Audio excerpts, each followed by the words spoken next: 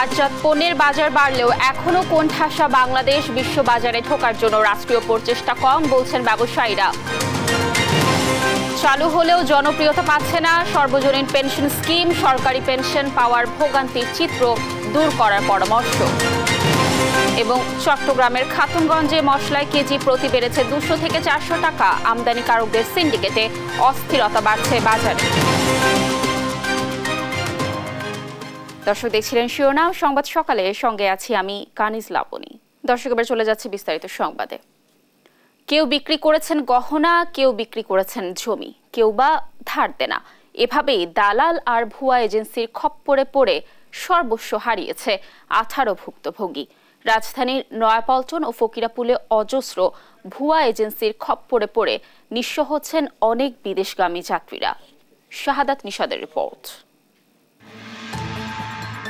কেউ বনের গহনা, কেউ বিক্রি করেছেন ভিটে মাটি, ধার দেনা করে কোনো মতে জুগিয়েছেন বিদেশ যাওয়ার অর্থ। সকলের স্বপ্ন মরুর দেশ সৌদি আরবে গিয়ে স্বপ্ন পূরণ, বাড়তি উপার্জনে একটু সচ্ছলতা। অবশ্য দালালের খপ্পরে পড়ে ভেঙেছে সব স্বপ্ন। আমি টাকা দিয়েছি যাই আমার বোনের গয়নাগুলো বন্ধক দিয়ে, কেন অনেকে আছে যে বাড়িঘর বন্ধক দিয়ে টাকা দিছে। এই যে উনি আরশাদ ভাই, উনি ওকে বাড়িঘর বন্ধক দিয়ে টাকা দিছে। তাহলে এই যে এতগুলা লোকের হয়রানি করতেছে, এতগুলা লোকের এই পরিস্থিতির ভিতরে, তো এরা এখন যাবে কই? প্রতারণার শিকার 18 জন। দালালের মাধ্যমে চুক্তি হয় সৌদি আরব যাওয়ার। ভিসা প্রসেসিং সহ নানা কার্যক্রম পরিচালিত হয় পল্টনের 2টি ট্রাভেল এজেন্সির মাধ্যমে। ভুক্তভোগীদের দাবি, ধাপে ধাপে বিপুল অঙ্কের টাকা নিয়েও এখন তা অস্বীকার করছে এজেন্সিগুলো। এরপর যা মেন পেপার বাইর করে দিয়েছে, তার মধ্যে এই যে ভুয়া টিকিটটা দেখায়, এরা আমাদের থেকে বাকি 1.5 লাখ টাকা নিয়ে গেছে। এই যে ভুয়া টিকিটটা দেখায়, এরা বাকি 1.5 লাখ টাকা আমাদের থেকে নিয়ে গেছে। অনিশ্চিত বিদেশ যাত্রা, অন্যদিকে পাওনাদারের চাপ, সর্বস্ব হারিয়ে পথে বসার উপক্রম ভাগ্য বিড়ম্বিত মানুষগুলোর। যার যার ভিটা মাটি বন্ধক, যার যেটা সম্ভব হয়েছে সবগুলা বন্ধক রেখে আমরা ঢাকাতে আসছি আজকে প্রায় 9 দিন। এখন ওনারা আসার পর ওনারা বলতেছে আমাদের টাকা পরিশোধ হয়নি। তো বললাম যে আমাদের সব টাকা পরিশোধ করা হয়েছে। কারণ আপনাদের কোনো টাকা পরিশোধ করা হয়নি, আপনারা কারা, আপনাদেরকে আমরা চিনি না। প্রতারণাকারী এজেন্সি নয়াপল্টনের উত্তরবঙ্গ ওভারসিসে দেশ টিভি ক্যামেরা। এই এজেন্সিকে টাকা দিয়েছেন অন্তত 10 জন। উত্তরবঙ্গ ওভারসিসের নেই কোনো বৈধ কাগজপত্র। অন্য রিক্রুটিং এজেন্সির লাইসেন্স দিয়ে বিদেশে লোক পাঠায় প্রতিষ্ঠানটি। না ভাই, আমার রিক্রুটিং লাইসেন্স নাই, আমার লাইসেন্সটা এখনো পাই নাই, আমার হলো প্রস্তাবিত আছে। পুরানা পল্টনের ওজিফা এয়ার ইন্টারন্যাশনালের চিত্র একই। আমার যেটা রানিং যেটা, এটা তো মেয়াদ শেষ হয়ে গেছে, করতে হবে। আমি যেটা আপনাকে লাইসেন্স আছে, আপনি দেখতে পারেন, কোনো সমস্যা নেই, ডকুমেন্টস আছে। কিন্তু ওনাদের যে বিষয়গুলো, আমি যেটা আবার বলতেছি, ওনারা যদি আমার কাছে হিসাবেও যদি কোনো টাকা দিয়ে থাকে, আমাকে দেখ বা অ্যাকাউন্টে দেখ, তাহলে আমি ড্রাইভার আমি নিব। এবং যদি ওনারা যদি ক্ষতিগ্রস্ত, আমি নিজে কিন্তু ক্ষতিগ্রস্ত, আপনাদের বলছি। নিজেদের কাগজপত্র না থাকলেও অন্য 5 প্রতিষ্ঠানের মাধ্যমে বিদেশ গমনের ছাড়পত্র নেয় এজেন্সিগুলো। বাইরের নেতারা বলছেন প্রতারকদের বিরুদ্ধে ব্যবস্থা নিতে হবে সরকারকে। এটার জন্য তো অলরেডি ব্যবস্থা নেওয়া আছে। তো এই ধরনের প্রতারণা যারা করে থাকে, তারা তো প্রতারণা যে করে সে তো প্রতারক, তার বিরুদ্ধে তো কঠিন ব্যবস্থা আছে, লাইসেন্স ক্যান্সেল অন্যান্য ব্যবস্থা নিশ্চিত করে থাকে। আমার যে বিষয়ে যে ব্যাপারে যদি কেউ রিপোর্ট করে, তাহলে সেই প্রয়োজনীয় পদক্ষেপ নেওয়া হবে। ভুক্তভোগীরা চান দ্রুত তাদের বিদেশ পাঠানোর ব্যবস্থা হোক, কিংবা অর্থ ফেরত দেওয়া হোক। শাহাদাত নিশাদ, দেশ টিভি, ঢাকা। খুলনায় রাস্তা দখল করে বসানো হয়েছে বাজার। দর্শক, এ নিয়ে বিস্তারিত তথ্য জানাতে সরাসরি যুক্ত হচ্ছেন সহকর্মী নূর ইসলাম রকি। রকি, খুলনায় রাস্তা দখলে জনগণের চলাচলে তো ভোগান্তি তৈরি হচ্ছে, প্রশাসন কি এ ব্যাপারে কোনো উদ্যোগ নিয়েছে কিনা, কি তথ্য রয়েছে সর্বশেষ জানাবেন? আমরা এই মুহূর্তে আছি খুলনার খালিশপুর থানার যে চিট্টালি বাজার এলাকায়। এই এলাকার একটি লিঙ্ক রোড হচ্ছে পৌর সুপার মার্কেট। দর্শক, আপনারা দেখতে পাচ্ছেন যে এই পৌর সুপার মার্কেটের পাশ দিয়ে প্রায় 40 ফিটের কাছাকাছি যে লম্বা যে ঢালাই করা যে সড়কটা, এই সড়কটা কিন্তু আসলে তাঁবু দিয়ে টাঙিয়ে এক প্রকার বলা যায় দখল করে আসলে কাঁচা বাজার এখানে বসেছে, এবং সকাল থেকে রাত অবধি এখানে কিন্তু বেচাকেনা হয়। পাশাপাশি এই রাস্তার পাশ দিয়ে কিন্তু আপনার রিক্সা, মোটরসাইকেল, ভ্যান চলাচল করে, এবং এতে কিন্তু সাধারণ মানুষের খুব ভোগান্তি ভোগান্তি হয়। আমরা কথা বলেছি এখানকার যেই ব্যবসায়ীরা আছে তাদের সাথে, আমরা কথা বলেছি চিট্টালী পৌর সুপার মার্কেটের মালিক সমিতির সাথে। তারা আমাদেরকে যেটি জানিয়েছে যে এই রাস্তা দখল ঠিক না, তারা বলছে যে এই রাস্তার উপর ব্যবসায়ীরা প্রায় 2 বছর ধরেই আসলে ব্যবসা করছে এবং এইটার যৌক্তিকতা হচ্ছে এর পাশেই কিন্তু একটা পৌর সুপার মার্কেট বা কিচেন মার্কেট তৈরি করছে খুলনা সিটি কর্পোরেশন, যেটা এখনো আসলে সম্পূর্ণভাবে তৈরি হয়নি বলে এখানকার পৌর সুপার মার্কেটের ব্যবসায়ীরা বলছে। এবং তারা বলছে যে এই পৌর সুপার মার্কেটটা সিটি কর্পোরেশন হস্তান্তর করলেই কিন্তু এই ব্যবসায়ীরা ওই মার্কেটে চলে যাবে, তারপর থেকে কিন্তু এই রাস্তায় আর বসবে না। আমরা সিটি কর্পোরেশনের সাথে কথা বলছি। সিটি কর্পোরেশনের নির্বাহী প্রধান প্রকৌশলী আমাদেরকে যেটি জানিয়েছেন যে পৌর সুপার মার্কেটের যেই মার্কেটটা, এটার কাজ প্রায় শেষ পর্যায়ে। এটা যেহেতু বিদেশি ফান্ড আর একটু জটিলতা আছে, জটিলতা অবসান করে খুব দ্রুতই কিন্তু চিট্টালী পৌর সুপার মার্কেটের ব্যবসায়ীদের কাছে এই প্রতিষ্ঠানটা হস্তান্তর করা হবে। এরপর থেকেই কিন্তু রাস্তায় দখল করে যারা ব্যবসা করছে তারা ওখানে চলে যাবে। আমরা এখানে ভুক্তভোগী কয়েকজনের সাথে কথা বলি, তারা বলেছে যে প্রায় দীর্ঘ 2 বছর ধরেই কিন্তু এই যে সড়কটি দখল করে কিন্তু দর্শক আপনারা দেখতে পাচ্ছেন যে তাঁবু টাঙিয়ে এখানে কাঁচা বাজার থেকে শুরু করে সব ধরনের বাজার, এবং এই বাজারের পাশেও কিন্তু বাজার, মানে এমন একটি অবস্থা যে আসলে এখান থেকে কিন্তু চলাচল করা যায়। তাই এখান থেকে কিন্তু কোনো অ্যাম্বুলেন্স বা ফায়ার সার্ভিসের জরুরি সেবা কিন্তু এই রাস্তা দিয়ে আসলে সব দেওয়া সম্ভব না, যার কারণে এখানকার মানুষ কিন্তু আসলে একটু আতঙ্কগ্রস্ত আছে।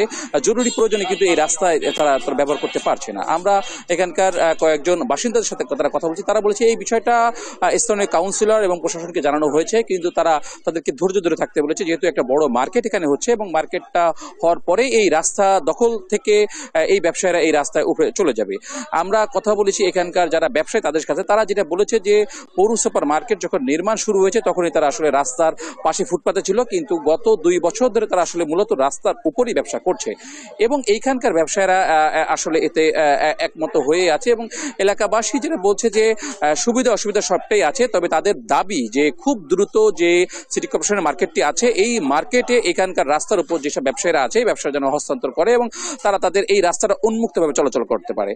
খুলনা থেকে রাস্তা দখল করে যে বাজারের অবস্থা, এটা ছিল আমাদের সর্বশেষ। লাবণী, ধন্যবাদ রকি আমাদের সাথে যুক্ত থাকার জন্য। দর্শক, খুলনায় রাস্তা দখল করে বাজার বসানো হয়েছে সে ব্যাপারে সর্বশেষ তথ্য জানাচ্ছিলেন আমাদের সহকর্মী রকি।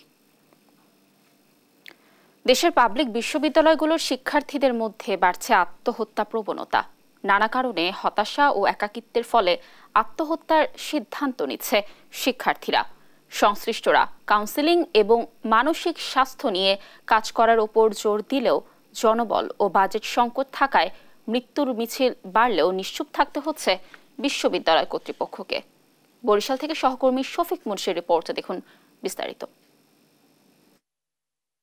রোববার সকালে এভাবেই সরকারি চাকরিতে কোটা পদ্ধতি সংস্কারের দাবি নিয়ে রাস্তায় দাঁড়ান বরিশাল বিশ্ববিদ্যালয়ের গণযোগাযোগ ও সাংবাদিকতা বিভাগের শিক্ষার্থী শিফা নূর ইবাদি। রাতে গলায় ফাঁস দেওয়া অবস্থায় হলের বারান্দা থেকে তার লাশ উদ্ধার করা হয়। আর গেল জানুয়ারিতে মেসের রুম থেকে ঝুলন্ত লাশ উদ্ধার করা হয় রাষ্ট্রবিজ্ঞান বিভাগের শিক্ষার্থী বৃষ্টি সরকারের। সাম্প্রতিক তথ্য বলছে দেশের উচ্চশিক্ষা প্রতিষ্ঠানগুলোর শিক্ষার্থীদের মধ্যে আত্মহত্যা প্রবণতা বেড়েছে। বেসরকারি উন্নয়ন সংস্থার দেয়া তথ্য মতে 1 বছরে দেশের 13 পাবলিক বিশ্ববিদ্যালয়ে আত্মহত্যা করেছেন 29 শিক্ষার্থী। নানা কারণে একাকিত্ব এবং হতাশা তাদেরকে এমন পথ বেছে নিতে বাধ্য করেছে বলে জানান সহপাঠীরা। ধর্মীয় মূল্যবোধ ও পারিবারিক বন্ধন থেকে বিচ্ছিন্নতা, প্রেমে ব্যর্থতা, পারিপার্শ্বিক চাপ এসব বিষয় আত্মহত্যার কারণ হিসেবে সামনে এসেছে মোটা দাগে। দেখা যায় একাডেমিক কিছু প্রেশার থাকে, প্লাস বন্ধু বান্ধবের ওরকম সময় দিতে পারে না। আর একটা সব থেকে বড় যে কারণটা হচ্ছে যে ফ্যামিলি থেকে দূরে থাকতে হয়। কাউন্সিলিং অনেক বড় একটা ভূমিকা পালন করতে পারে। পারিবারিক মেলবন্ধনের থেকে দূরে থাকার কারণে অনেক সময় শিক্ষার্থীরা একটা হতাশার ভিতর নিমজ্জিত হয়। প্রত্যেকটা মানুষের উচিত যে তার যে ধর্মীয় যে শিক্ষাটা, ধর্মীয় যে মূল্যবোধ, এটার উপর তার বিশ্বাস থাকা। যে কোনো স্টুডেন্ট যখন এই বিশ্বাস থেকে দূরে সরে যায় তখন সে নানা হতাশায় ভুগতে থাকে, আর হতাশার ভোগার এক চরম পর্যায়ে হলো আত্মহত্যা। শিক্ষার্থীদের আত্মহত্যা প্রবণতা রুখতে বিশ্ববিদ্যালয়গুলোয় নানামুখী পদক্ষেপ নিয়ে থাকে ছাত্র পরামর্শ কেন্দ্র, কিন্তু ঢাকার বাইরের বিশ্ববিদ্যালয়গুলোয় বাজেট ও জনবল সংকটে এ দপ্তরকে কার্যকর করা যাচ্ছে না। এখানে কাউন্সিলিংটা খুব ইম্পর্টেন্ট, এবং কাউন্সিলিং করার জন্য যদি আলাদা করে সব জায়গায় স্পেশাল বাজেট থাকে, যেমন আমরাও কিন্তু যেই বাজেট দেয় এই বাজেটে কিন্তু হিমশিম খাচ্ছি। বিশ্ববিদ্যালয় মঞ্জুরি কমিশনের প্রতি আমাদের বিশেষভাবে আবেদন রইল যে আমাদের এই সেন্টারটাকে আরও আধুনিক এবং বাস্তবে বড় ধরনের একটা বড় পরিসর করার জন্য আমাদের কিছু বাজেট দরকার। ভবিষ্যতে সব বিশ্ববিদ্যালয়ে সমন্বিতভাবে আত্মহত্যা প্রবণতা রোধে কাজ করার কথা জানান ইউজিসির এ সদস্য। প্রত্যেকটা বিশ্ববিদ্যালয় নাই, কিন্তু অনেক বিশ্ববিদ্যালয় যে সাইকোলজি বিভাগ আছে তারা কিন্তু সমন্বিত হয়ে এরকম করছে, অনেক রকমের মানে কাউন্সিলিং এর ব্যবস্থা নিয়েছে। আমি জানি ঢাকা বিশ্ববিদ্যালয় আছে। শফিক মুন্সি, দেশ টিভি, বরিশাল। পাট দ্রব্যের বাজার বাড়ছে, কিন্তু সে বাজারে বাংলাদেশ কোণঠাসা। কারণ একদিকে দেশের পাট পণ্য উন্নত মানের নয়, অন্যদিকে বাজারে ঢুকবার জন্য রাষ্ট্রীয় প্রচেষ্টা তেমন একটা নেই বললেই চলে। তবে আগামীতে রাষ্ট্রীয় তৎপরতা বাড়বে বলে আশ্বাস পেয়েছেন দেশের ব্যবসায়ীরা। তবে আশার কথা শুনেই সন্তুষ্ট থাকতে চান না খাত সংশ্লিষ্টরা। তারা বলছেন পাট নীতি ঢেলে সাজাক দায়িত্বপ্রাপ্তরা। অর্থনীতিবিদরা জোর দিচ্ছেন খাত সংশ্লিষ্টদের সরকারি পৃষ্ঠপোষকতার উপর। ইফতেখার রেজার রিপোর্ট। পাট পণ্যের কাঁচামাল উৎপাদনকারী দেশ নিজের দেশের কাঁচামাল কাজে না লাগিয়ে রপ্তানি করছে ভিন দেশে। বেশিরভাগ পাটই রপ্তানি হয় প্রতিবেশী দেশ ভারতে। ভর মৌসুমে সস্তা দরে পাটের সর্বোৎকৃষ্ট চালান নিয়ে যায় তারা। বাংলাদেশের জন্য পড়ে থাকে নিম্নমানের অংশ। এ এক বিরল ঘটনা। খাত সংশ্লিষ্টরা বলছেন বিশ্বে যত কাঁচা পাট রপ্তানি হয় তার প্রায় ৮০ যায় বাংলাদেশ থেকে। কিন্তু এ কাঁচামাল দেশীয় শিল্পের উৎপাদনে কাজে লাগানো গেলে বিশ্বের $25 বিলিয়ন বাজারে বাংলাদেশের অর্থনৈতিক উপস্থিতি হতে পারে 10 বিলিয়নের। প্রান্তিক চাষি যারা আছে তাদের সাথে একটা আন্তর্জাতিক এবং দেশীয় কিছু ট্রেডার আছে, তাদের একটা সংস্রব আছে, একটা সংযোগ আছে। তারা আগেই তাদেরকে দাদন দিয়ে এই পাটগুলোকে তারা সংরক্ষণ করে রাখে। পাটের যে আমাদের কতগুলো এরিয়া আছে ওই জায়গায় কিন্তু তারা একটা নেটওয়ার্কিং করে রেখেছে। এই নেটওয়ার্ককে ভাঙতে হবে। এই অবস্থায় পাট নীতি ঢেলে সাজানোর আহ্বান ব্যবসায়ীদের। আমাদের পাট নীতিটাকে ঢেলে সাজাতে হবে। আমাদের কাঁচা পাট এবং এই কাঁচা মালটাকে আমরা নার্সিং করে এটা থেকে আমরা পণ্য বৈচিত্র্যকরণ করে ইকো ফ্রেন্ডলি বায়োডাইভার্সিবল যেই পাটের যে ক্রেজ সারা বিশ্বে এসেছে এটাকে আমরা কাজে লাগাতে পারি। পাট থেকে ব্যাগ, পোশাক, পাটের পলিথিন ও ঢেউটিন সহ ভালো মানের কার্পেট তৈরি সম্ভব। কিন্তু পাটকে শিল্পের রূপ দেওয়া সম্ভব হচ্ছে না বলেই বৈদেশিক মুদ্রা থেকে বঞ্চিত হচ্ছে দেশ। এজন্য কাঁচামাল রপ্তানি না করে দেশে উৎপাদন বাড়ানোর পরামর্শ অর্থনীতিবিদদের। তো অত্যন্ত কম মূল্যে তারা পার্শ্ববর্তী দেশ সেখানে রপ্তানি করে পণ্য, বিশেষ করে রজুট, এবং একই সঙ্গে এই যে চটের বস্তা যেগুলো, তারপরে যে সুতলি, সেগুলো রপ্তানি করে আমাদের পার্শ্ববর্তী দেশ ভারত থেকে শুরু করে আফ্রিকার কিছু দেশে। এবং আফ্রিকার দেশে যখন পাট পণ্য রপ্তানি করা হয় তখন সেখান থেকে অনেক সময় দামও পাওয়া যায় না, তার কারণে খুবই নিম্ন মূল্যে সেই এই পণ্যটা রপ্তানি করা হচ্ছে। যার ফলে পাটের যে ব্যবহার, সেই ব্যবহারটা আমরা আসলে তেমন কিছু করতে পারছি না। পাট পণ্যের জিও টেক্সটাইলে বাংলাদেশ পিছিয়ে, বিপরীতে এগিয়ে যাচ্ছে চীন, ভারত। এজন্য প্রয়োজন পাট ও কারুপণ্যের রাষ্ট্রীয় পৃষ্ঠপোষকতা। তারা অনেকেই আসলে ব্যাংক থেকে ঋণও পান না যে তাদের ব্যবসা পরিচালনার জন্য। তো নানা রকম বাধার শিকার হন তারা। অনেক নারী উদ্যোক্তা রয়েছেন যারা পাট পণ্য উৎপাদন করেন। তারা তাদের এই বিভিন্ন রকমের লাইসেন্স ফি থেকে শুরু করে তাদের যে বিভিন্ন ভ্যাট, ট্যাক্স, এগুলোর কারণে অনেকেই আসলে এই ব্যবসা থেকে বিমুখ হন। অথচ তারা কিন্তু $1 বিলিয়ন এক্সপোর্ট করতে পারতেন এক পাটভূমি পণ্য দিয়ে, এবং দেশের যে কাঁচামাল সেটাই ব্যবহার হতো যদি এখানে পৃষ্ঠপোষকতা থাকতো। প্রণোদনার ধারাবাহিকতা বজায় রাখার পাশাপাশি অ্যান্টি ডাম্পিং নীতি শিথিল করার আহ্বানও খাত সংশ্লিষ্টদের। ইফতেখার রেজা, দেশ টিভি, ঢাকা। দেশের সর্বজনীন পেনশন স্কিম চালু হলেও এখনও প্রচারণা ঢিলেঢালা। শহরের মানুষ কিছুটা জানলেও গ্রামে এর প্রচারণা তেমন নেই। এতে জনপ্রিয়তা পাচ্ছে না সামাজিক সুরক্ষার এই উদ্যোগ। এ খাতে জনগণকে আকৃষ্ট করতে সরকারি পেনশন পাওয়ার ভোগান্তির চিত্র দূর করার পরামর্শ অর্থনীতিবিদদের। সহকর্মীদের সঙ্গে নিয়ে কাজী শাহেদের রিপোর্ট। জাতীয় পেনশন স্কিমের প্রচারণার পর রাজশাহী বিভাগে স্কিমভুক্তি প্রায় ২৭,০০০, যদিও বিভাগে মানুষের বাস ২ কোটির বেশি। বিবিএস বলছে এই বিভাগে নির্ভরশীলতার অনুপাত ৪৮.৮৯%। জাতীয় পেনশন স্কিম এই নির্ভরশীলতা কমাতে সহায়ক হলেও এখনো মন্থর সাধারণের অংশগ্রহণ। সরকার পেনশন স্কিম চালু করেছে, এটার জন্য আমরা শুনেছি বা টিভিতে দেখেছি, আমরা এটা শুনতে পাচ্ছি, কিন্তু এটা আমরা এখন পর্যন্ত পাইনি বা জানি না বা দেখিনি। সার্বজনীন পেনশন সম্পর্কে অনেক যারা সাধারণ নিম্ন আয়ের মানুষ তারা কিন্তু এখন পর্যন্ত তারা ক্লিয়ার না। আরে ভাই, আমরা কি বুঝবো? কিছুই তো বুঝি না, আমরা জানিও না, আমরা ভ্যান চালা খাই, আমরা এমনি তো আমাকে কেউ বলেও নাই, আমরা শুনিও নাই। রাজশাহী ও বগুড়ায় স্কিমভুক্তির সংখ্যা বাড়লেও অনেকটা স্থির অন্য 6টি জেলার অবস্থান, সবচেয়ে কম জয়পুরহাটে। তবে বিভাগীয় প্রশাসন বলছে সরকারি নানা অনুষ্ঠানের মাধ্যমে প্রচারণা বাড়াতে কাজ করছেন তারা। টোটাল বাংলাদেশে 8টি বিভাগ আছে, তার মধ্যে রাজশাহী বিভাগে কিন্তু আমরা অলরেডি একটি পেনশন মেলা করেছি। এখন এই মেলাগুলো আমরা জেলায় জেলায় করব মানুষকে বোঝানোর জন্য। এই টাকাটা কিন্তু জমা দিচ্ছে একটা মানি আমাদের যেটা শিডিউল ব্যাংকে, সরকারি ব্যাংকে। আপনি তো ব্যাংকে অ্যাকাউন্ট করলেন, এইটা সিম্পল অ্যাকাউন্ট খোলা, এবং আপনি যদি এই টাকাটা জমা দেওয়ার পরও আপনার কোনো নিট লস নাই। আপনি যদি ওই পেনশনে বলেন 60 বছর পূর্ণ হলে আপনি পেনশন পাওয়া শুরু করবেন, সেই পেনশনে কিন্তু মরে গেলে আপনার নমিনি কিন্তু পুরো টাকা ফেরত পায় লাভ সহকারে। তবে অর্থনীতিবিদরা মনে করছেন জনসাধারণকে পেনশন স্কিমে আনতে হলে এই প্রক্রিয়াকে আরও সহজ করতে হবে, ভরসা বাড়াতে হবে সাধারণ মানুষের। তারা কিছু টাকা জমাবে, সরকার কিছু টাকা দিবে। এখন এই মানুষগুলো যখন 60 বা তার বেশি বয়সে উপনীত হবে, তখন তো তাদের কাজ করার ক্ষমতা কমে যাবে। অনেকে আছে কর্মক্ষম হয়ে যায়, অনেকে আছে অসুস্থতার কারণে চলাফেরাই করতে পারে না। তো সেখানে যে সুবিধাটা হবে যে তারা পেনশন থেকে প্রতি মাসে মাসে কিছু টাকা পাবে, সেই টাকা দিয়ে তাদের সংসারটা চালিয়ে যেতে পারবে। একটা ঘোলা পানির মধ্যে যতই ভালো মাছের টোপ দেন না কেন, মাছ কিন্তু ওই টোপ খাবে না আর কি। তো এই জন্য উদ্যোগটা ভালো, কিন্তু আমাদের সার্বিকভাবে যে আমাদের পরিবেশ, সেই আস্থার সংকট, সেটি না ফেরাতে পারলে মানুষ কিন্তু এই মুখী হচ্ছেন। সর্বজনীন পেনশন স্কিম 2008 সালে সরকারের দেয়া নির্বাচনী ইস্তেহারের ঘোষণা। এর বাস্তবায়নের মধ্য দিয়ে 2041 সালে অতি দরিদ্র মানুষের সংখ্যা 3% আনা হবে জানাচ্ছে বিভাগীয় প্রশাসন। কাজী শাহেদ, দেশ টিভি, রাজশাহী। সংবাদ সকালে আরো থাকছে।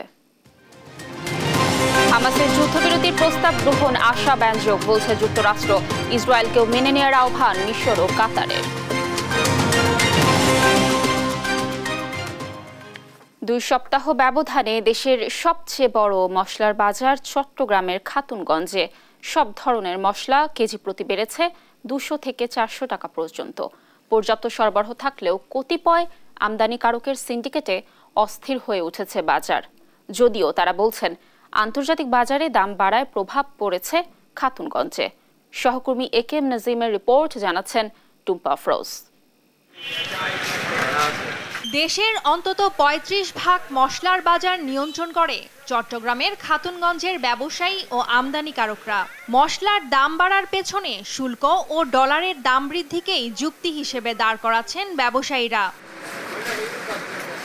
দেশে গরম মশলার বাজার মূলত আমদানি নির্ভর হয় চট্টগ্রাম বন্দর দিয়ে বিভিন্ন দেশ থেকে মরিচ, পেঁয়াজ, রসুন, দারুচিনি, লবঙ্গ, জয়ফল, জয়ত্রী, এলাচ, ধনিয়া, জিরা, আদা ও হলুদ আমদানি করা হয়। ব্যবসায়ীরা বলছেন ডিও ব্যবসায়ী ও আমদানিকারকদের সিন্ডিকেট দাম বাড়াচ্ছে এসব মশলার। কোরবানি ঈদ সামনে রেখে 200 থেকে 400 টাকা বেড়ে প্রতি কেজি জিরা বিক্রি হচ্ছে 650 টাকা, এলাচ 3500 টাকা, লবঙ্গ 1360 টাকা, দারুচিনি 375 টাকা, গোলমরিচ 800 টাকা এবং জয়ত্রী বিক্রি হচ্ছে 2800 টাকা দরে।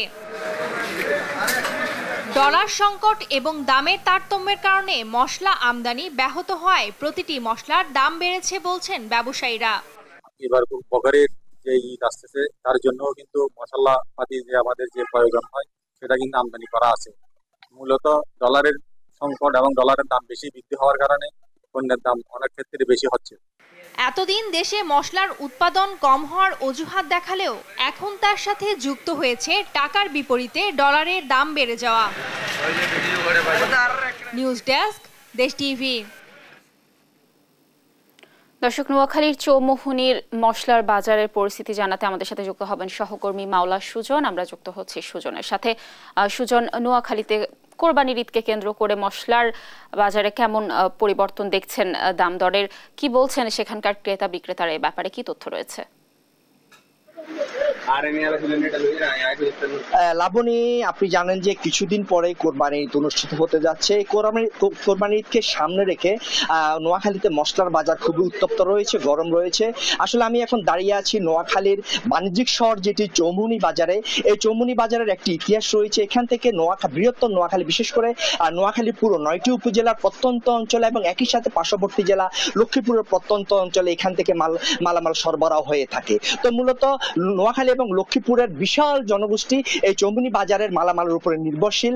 তাই আমি এখন দাঁড়িয়ে আছি চৌমুহনীর মশলা বাজারে। তো ঈদকে সামনে রেখে এই মশলা বাজার আর যে পরিস্থিতি দেখছি, সকাল থেকে এই বাজার ঘুরে যে চিত্র দেখা গিয়েছে যে কিছু কিছু মশলা আর বাজার অত্যন্ত ঊর্ধ্বগতির দিকে রয়েছে। বিশেষ করে আদার দাম বেড়েছে, একই সাথে এলাচির দাম বেড়েছে। এলাচির দাম যেখানে কিছুদিন আগে ছিল 12 থেকে 1300 টাকা কেজি, এখন সে এলাচি বিক্রি হচ্ছে 3300 থেকে 3400 টাকা কেজি ধরে। এছাড়া যে অন্যান্য মশলা আরো রয়েছে, গুঁড়া হলুদ, গুঁড়া মরিচ সহ অন্যান্য যে মশলাগুলো রয়েছে সেগুলো বাড়তি পর্যায়ে রয়েছে। তো কেন এই বাড়তি পর্যায়ে সে বিষয়ে আমি এখন কথা বলবো একজন ব্যবসায়ীর সাথে। তিনি চৌমুহনী বাজারের একজন মশলা ব্যবসায়ী। আমি তার কাছে জানতে চাইবো এই মশলার বাজার কেন ঊর্ধ্বগতির দিকে? আসলে মশলার বাজার ঊর্ধ্বগতির ব্যাপার হচ্ছে আপনার গত বছরের তুলনায় এই বছর আপনার এলাচি বিশেষ করে দাম বাড়তি। তারপর মশলার মধ্যে অন্যান্য আইটেম যেগুলো আছে আপনার গোলমরিচ, লবঙ্গ, সাদা মরিচ, এগুলো গত বছর তুলনায় অত্যধিক বাড়তি। গত বছর যে দামগুলো ছিল 600-700 টাকা, তা এবার বেড়ে দাঁড়িয়েছে 1200 টাকা, 1250 টাকা সাদা গোলমরিচ, আর কালো গোলমরিচ হয়েছে আপনার 950 থেকে 1000 টাকা। এই বাড়তি তার মধ্যে আছে এলাচি। গত বছরের তুলনায় এলাচি এবার অত্যধিক বাড়তি। গত বছর যে এলাচিগুলো ছিল 1400 থেকে 1600 টাকার মধ্যে, সেই এলাচিগুলো এখন 3300, 3400 এবং 3800 টাকা পর্যন্ত কিছু এলাচি আছে। এর মধ্যে গত রমজানের মধ্যেও বাজারটা শিথিল ছিল, রমজানের পরে বাজারটা অত্যধিক বেড়ে গেছে। কি কারণ বলে আপনি মনে করেন? আমি মনে করি কারণটা যে অত্যধিক সিন্ডিকেট, পরিবহন খরচ, সিন্ডিকেট এবং ইম্পোর্টারদের ডিউটিপি বাড়ার কারণে মালার দাম বাড়তি।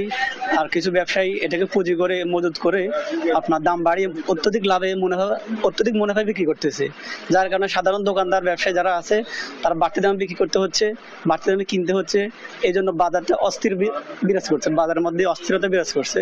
এই জন্য আমি মনে করি আমাদের সরকারের কাছে যে আমরা বিনীত অনুরোধ করব যে সরকার যেন এটার প্রতি একটু খেয়াল রাখে, যেন সামনে দিকে মালের ডিউটি কমিয়ে আনে এবং সিন্ডিকেট ভেঙে দিয়ে সাধারণ মানুষের নাগালের মধ্যে দ্রব্যমূল্যের দামগুলো নির্ধারণ করে দেয়। ধন্যবাদ আপনাকে। তিনি যেমনটি বলেছেন, এই ব্যবসায়ী আসলে মশলা বাজারের কথা তিনি বলেছেন যে তিনি জানিয়েছেন তাদের এই মশলাগুলো আসলে মূলত সংগ্রহ করা হয় চট্টগ্রামের খাতুনগঞ্জ বাজার থেকে। 70 থেকে 80% মশলা সেখান থেকে আনা হয়। বাকি যে 20 এবং 30% মশলা রয়েছে সেগুলো বগুড়া হিলি সীমান্ত থেকে আনা হয়। তো এই মালামাল সংগ্রহ করতে যার যে পরিবহন খরচ আছে, একই সাথে যে শ্রমিক খরচ আছে, একই সাথে তিনি জানাইছেন যে তার যে দোকান খরচ রয়েছে, বিদ্যুৎ খরচ এবং যে তাদের যে স্টাফ খরচ, এসবগুলোর সাথে সামঞ্জস্য করেই তাদেরকে মশলা বিক্রি করতে হচ্ছে। তারপর তারা চেষ্টা করছেন যে তাদের নাগালের ভিতরে রাখার জন্য। একই সাথে এই ব্যবসায়ী দাবি জানিয়েছেন যে সিন্ডিকেট যদি ভেঙে দেয় তাহলে মশলার বাজার নিয়ন্ত্রণে আসবে। লিনিয়া, এই হচ্ছে নোয়াখালী থেকে মশলার বাজার নিয়ে আমার কাছে সর্বশেষ। ধন্যবাদ মাওলা সুজন আমাদের সাথে যুক্ত থাকার জন্য। দর্শক, নোয়াখালীর চৌমুহনী বাজার থেকে মশলার দরদামের সর্বশেষ তথ্য জানাচ্ছিলেন আমাদের সহকর্মী। জাতীয় ঈদগাহ ময়দানে ঈদুল আজহার প্রধান জামাত আয়োজনের সার্বিক প্রস্তুতি পরিদর্শন শেষে কথা বলছেন ঢাকা দক্ষিণ সিটি কর্পোরেশনের মেয়র শেখ ফজলে নূর তাপস। আমরা সরাসরি চলে যাচ্ছি সেখানে। সার্বক্ষণিক নিয়ন্ত্রণ কক্ষ কেন্দ্রেও রয়েছে এবং প্রত্যেকটা হাটে আমাদের নিয়ন্ত্রণ কক্ষ রয়েছে। আমাদের ভ্রাম্যমাণ আদালত, ম্যাজিস্ট্রেট দেওয়া হয়েছে। আমাদের আঞ্চলিক নির্বাহী কর্মকর্তাদের নেতৃত্বে তাদেরকে ম্যাজিস্ট্রেসি ক্ষমতা দিয়ে সেখানে তাদেরকে তদারকির জন্য রাখা হয়েছে। এবং এই 3 দিন কোরবানির 3 দিন আগের দিন থেকে আমাদের সার্বক্ষণিক কেন্দ্রীয়ভাবে আমাদের সকল কর্মকর্তাদেরকে দায়িত্ব বন্টন করা হয়েছে তদারকি করার জন্য। তো আমরা আশাবাদী যে স্বাচ্ছন্দ্যেই পশুর হাটগুলো পরিচালিত হবে এবং সকলে সেখান থেকে কোরবানির পশু ক্রয় করতে পারবেন, কারো কোনো বিড়ম্বনা হবে না। এবং যদি কোনো রকম কোনো সমস্যা সৃষ্টি হয়, আমাদের যেই হাটকেন্দ্রিক নিয়ন্ত্রণ কক্ষ আছে, তাছাড়া আমাদের কেন্দ্রের নিয়ন্ত্রণ কক্ষ যে কোনো জায়গায় আমাদেরকে অবগত করলে আমরা অবশ্যই তাৎক্ষণিক আমরা ব্যবস্থা নিতে পারবো। আর এবারে আমরা একটু আমাদের কর্মপরিকল্পনা গতবারের অভিজ্ঞতাগুলো থেকে আমরা প্রত্যেক বছরই আমাদের কর্মপরিকল্পনাকে একটু পর্যালোচনা করে ঢেলে সাজাই। সেই প্রেক্ষিতে এবার আমরা হাটের জন্য আলাদা জনবল, আলাদা কর্মকর্তা এবং আলাদা যান যন্ত্রপাতি সব নিয়োজিত করেছি। একসময় আমাদের এই ক্ষেত্রে কিছু যান যন্ত্রপাতির দুর্বলতা ছিল, এবার ইনশাআল্লাহ আমাদের কোনো দুর্বলতা নেই। আমরা পূর্ণভাবেই সক্ষম, কারণ আমাদের বহরে আমাদের নিজস্ব অর্থায়নে আমরা ইতিমধ্যে প্রায় 35টা নতুন যান যন্ত্রপাতি সংযোজন করেছি। 25টা 10 টনি ডাম্প ট্রাক ইতিমধ্যে আমরা চালু করে ফেলেছি, আর 10টি পেলোডার বর্জ্য অপসারণে এটি মূল কার্যক্রম নেয়, পেলোডারদের মাধ্যমে আমরা করে থাকি, যেগুলো বর্জ্যগুলো উঠাতে হয়। সেই প্রেক্ষিতে আমাদের নতুন বহরে সংযোজন হয়েছে 10টি নতুন পেলোডার, আরও প্রায় 15টি গাড়ি ডাম্প ট্রাক আমাদের সংযোজন হচ্ছে। তো সুতরাং আমরা এগুলো সবই আমাদের নিজস্ব অর্থায়নে আমরা করেছি এবং এখন আমাদের বহর, আমাদের যান যন্ত্রপাতির বহর অত্যন্ত সমৃদ্ধ। তো আমরা আশাবাদী যে গতবার যেই আমরা ঢাকাবাসীকে যেই সুবিধাটা দিতে পেরেছি বা যেই ভাবে আমরা এই কার্যক্রম বিশাল কর্মযজ্ঞ সম্পন্ন করতে পেরেছি, তার চেয়েও আরও সুন্দর সুষ্ঠুভাবে এবং স্বাচ্ছন্দ্যে আমরা এই কার্যক্রম ইনশাআল্লাহ সম্পন্ন করতে পারবো। দর্শক, জাতীয় ঈদগাহ ময়দানে ঈদ উল আজহার প্রধান জামাত আয়োজনের সার্বিক প্রস্তুতির ব্যাপারে কথা বলছিলেন ঢাকা দক্ষিণ সিটি কর্পোরেশনের মেয়র শেখ ফজলে নূর তাপস। আমরা যুক্ত ছিলাম সেখানে। চট্টগ্রামে খালে পড়ে নিখোঁজ 2 শিশুর একজনের মরদেহ উদ্ধার হয়েছে। সকালে দ্বিতীয় দিনের মতো উদ্ধার অভিযানে নামে ফায়ার সার্ভিস ও ডুবুরি দল। এর আগে মঙ্গলবার বিকেল 4টার দিকে চাকতাইয়ের সুইস গেট এলাকায় নিখোঁজ হয় ওই 2 শিশু। খবর পেয়ে এরপর ফায়ার সার্ভিস ও ডুবুরি দলের 2টি ইউনিট উদ্ধার অভিযানে নামে। প্রত্যক্ষদর্শীরা জানিয়েছেন ওই 2 শিশু ককশিট নিয়ে খেলা করছিল পানিতে। এক পর্যায়ে তারা পানিতে তলিয়ে যায়। আমাদের কাছে কোনো বাচ্চার গার্ডিয়ান এখনো আসেন নাই, আমরা অবস্থানে দেখতে পাই নাই। বাট স্থানীয় জনগণ যেহেতু আমাদেরকে মেসেজ দিয়েছেন বা জনশ্রুতি অনুসারে আমরা আমাদের উদ্ধার কার্যক্রম চালাচ্ছি। জোয়ারের কারণে, বাড়ার কারণে যেখানে পড়েছেন সেখানে আছেন কিনা না এরা সামনে চলে রাখছেন সেই ধারণাকে লেখে আমরা কিন্তু অনেক দূরে আমরা আমাদের ডুবুরে কাজ করছি। আপনারা দেখছেন লাইফ লাইনের মাধ্যমে আমরা কাজ সার্চ করে দেখছি আসলে কি আছেন কিনা এখানে। চাঁদপুর শহরের পুরান বাজারে আধিপত্য বিস্তারকে কেন্দ্র করে সংঘর্ষে আলামিন খান নামের এক যুবক নিহত হয়েছেন। এই ঘটনায় 3 পুলিশ সদস্য সহ অন্তত 15 জন আহত হয়েছেন। প্রত্যক্ষদর্শীরা জানিয়েছে কিছুদিন আগে পুরান বাজার বেরকাচিজ রোডের রনি নামের এক কিশোরের সাথে নিতাইগঞ্জ রোডের জুয়েল নামের আরেক কিশোরের হাতাহাতির ঘটনা ঘটে। এর জেরে বুধবার সন্ধ্যায় নিতাইগঞ্জ রোডের যুবকদের সাথে মার্কাজ রোড এলাকায় 2 পক্ষ একে অপরকে ইট পাটকেল নিক্ষেপ, ককটেল বিস্ফোরণ ও গুলি ছোড়ে। এতে গুলিবিদ্ধ হয়ে নিহত হন আলামিন। পরে পুলিশ কয়েক রাউন্ড রাবার বুলেট ছুড়ে পরিস্থিতি নিয়ন্ত্রণে আনে। দর্শক, সংবাদ সকালে আরো থাকছে। To Australia by 9 wickets in the 6th over, chasing down Namibia's total. নামিবিয়াকে হারিয়ে সুপার 8-এ অস্ট্রেলিয়া, বৃষ্টিতে ভেসে গেল শ্রীলঙ্কার স্বপ্ন।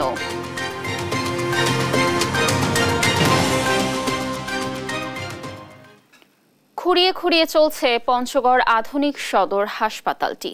বছরের পর বছর নানা সংকট নিয়ে রোগীর সেবা দেয়া হাসপাতালটি এখন নিজেই রোগী।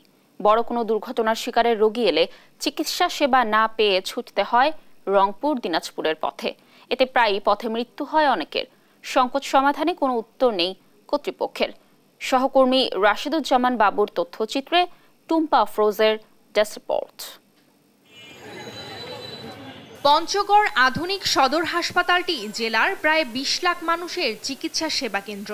100 শয্যার এই হাসপাতালটিতে প্রতিদিন 1000 রোগী বহির্বিভাগে চিকিৎসা নেয়, আর আন্তঃবিভাগে 100 শয্যার বিপরীতে ভর্তি থাকে অন্তত 3 গুণ রোগী।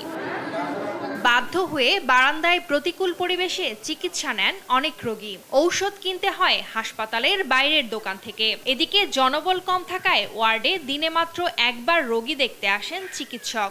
সেই সঙ্গে সংকট রয়েছে নার্সেরও। শয্যা, ঔষধ, জনবল ও চিকিৎসক সংকটে সেবা নিতে এসে চরম ভোগান্তিতে পড়তে হয় রোগী ও স্বজনদের। পঞ্চগড়ের যে অবস্থা, এখানে আমাদের কিছু হলে আমাদের দৌড়ে যাইতে হয় রংপুর। আজ অনেকদিন থেকে দেখছি বারান্দায় আমাদের চিকিৎসা হচ্ছে না ভালো। ওষুধ যে পরিমাণ আমাদেরকে দেওয়ার কথা সে পরিমাণ আমরা পাচ্ছি না, ওষুধ বাইরে থেকে কিনে নিয়ে আসছে। চিকিৎসকরা জানান, চিকিৎসক ও নার্স সংকট থাকায় হাসপাতালটি সক্ষমতার 3 গুণ বেশি রোগীকে চিকিৎসা দিতে গিয়ে তাদেরও পড়তে হয় হিমশিম অবস্থায়। আমরা এই বাড়তি রোগীদের স্থান সংকুলন করতে না পেরে তাদেরকে বারান্দায়, করিডোরে অনেক কষ্টের ভিতরে থাকতে হয়। এখানে যে পরিমাণ ডাক্তার থাকার কথা তার 4 ভাগের 1 ভাগের ডাক্তার বিদ্যমান রয়েছে। তবুও আমরা সর্বোচ্চ চেষ্টা করে যাচ্ছি প্রতিটি রোগীর সেবা যাতে বিন্দুমাত্র কোনো ঘাটতি না থাকে। হাসপাতালটিতে 250 শয্যার একটি ভবন এখনো নির্মাণাধীন। চিকিৎসা সেবা নিশ্চিত করতে এটির কাজ শেষ করা সহ পর্যাপ্ত জনবল নিয়োগের দাবি এলাকাবাসীর। নিউজ ডেস্ক, দেশ টিভি।